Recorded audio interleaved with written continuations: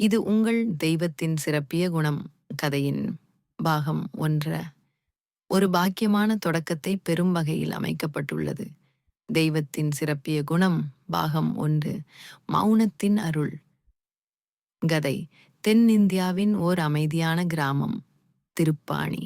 மலைகளால் சூழப்பட்ட ஒரு புனித நிலம். அந்த ஊரின் எல்லையில் ஒரு பழமையான விநாயகர் கோவில் இருந்தது. அந்த கோவிலில் தினமும் விடியற்காலை எழுந்து வழிபடுவோர் ஒருவர்தான் மௌனி சித்தர். அவர் பெயர் யாருக்கும் தெரியாது. எல்லோராலும் அவர் மௌனி சித்தர் என்றே அழைக்கப்பட்டார். ஏனென்றால் அவர் ஒருபோதும் பேசவே மாட்டார்.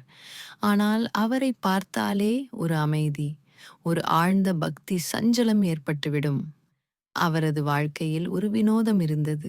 அவர் தினமும் கோவிலில் வரும்போது தேவாலயத்தின் விளக்கு தானே எரிந்து கொண்டிருக்கும். யாரும் ஏற்றவில்லை. ஆனால் அது எப்பொழுதும் எரிந்து கொண்டுதான் இருக்கும். அந்த அதிசயத்தை யாராலும் புரிந்து கொள்ள முடியவில்லை.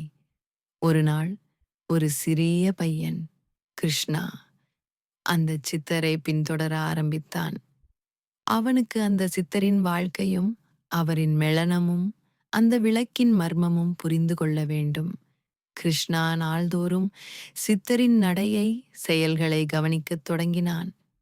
அவனுக்குள் ஒரு மாற்றம் நடந்தது.